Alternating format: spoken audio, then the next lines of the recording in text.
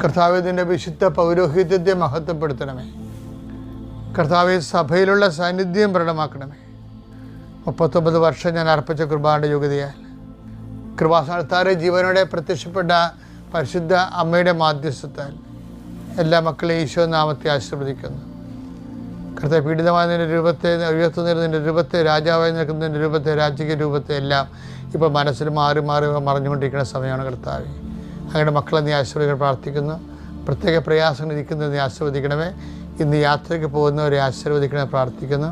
കർത്താവ്, ഇന്ന് ആരുടെയെങ്കിലും മുമ്പിൽ ഇൻ്റർവ്യൂവിനോ ടെസ്റ്റിനോ അല്ലെങ്കിൽ ജഡ്ജിയുടെ മുമ്പിൽ വിചാരണയ്ക്കോ മജിസ്ട്രേറ്റ് മുമ്പിൽ വിചാരണയ്ക്കോ നിൽക്കേണ്ടി വന്ന സാഹചര്യങ്ങളുള്ളവരെ നീ ആശീർവദിക്കണമെന്ന് പ്രാർത്ഥിക്കുന്നു. കർത്താവെ, ജീവിതമാർഗം മുട്ടിപ്പോയവരെ, മക്കളില്ലാത്തവർ, മക്കളെ ഓർത്ത് മരിച്ചുപോയ മക്കളെ ഓർത്ത് വേദനപ്പെടുന്നവർ, ഭർത്താവിനെ ഉപേക്ഷിച്ച് കുഞ്ഞിനെയും കൊണ്ട് വീട്ടിലോട്ട് പോയിരിക്കുന്നവർ, അവർക്കെല്ലാം മാനസാന്തരപ്പെട്ട് ഒരുമിച്ച് ജീവിക്കാനുള്ള കൃപ നൽകാൻ പ്രാർത്ഥിക്കുന്നു.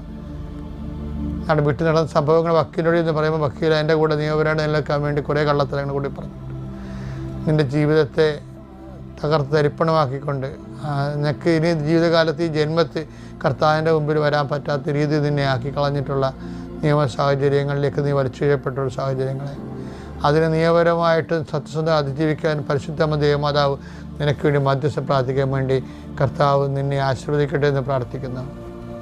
Lord Jesus Christ, pour out His Spirit, touch with the fire fingers of the precious blood. എൻ്റെ കർത്താവിൻ്റെ ഉന്നതമായ നാമത്തിൽ നിങ്ങൾ കയ്യിലെടുത്തിരിക്കുന്ന രേഖകളുടെ മേലെല്ലാം, ഏതെല്ലാം രേഖകളോ എന്തെല്ലാം ഉപകരണങ്ങളോ നിങ്ങൾ കയ്യിലെടുത്തിട്ടുണ്ട് അതിൻ്റെ മേലെല്ലാം കർത്താവിൻ്റെ വലിയ ചൈതന്യം പ്രസരിക്കട്ടെ പ്രാർത്ഥിക്കുന്നു. അത് നടപ്പിൽ വരുത്താൻ നിലനിൽക്കുന്ന തടസ്സങ്ങളെയും ദോഷങ്ങളെയും യേശുക്രിസ്തുവിനാമത്തിൽ ബന്ധിക്കുന്നു. നിത്യപിതാപുത്രനും പരിശുദ്ധാത്മാവായ സർവ്വേശ്വരൻ നീക്കുക. ആമേൻ.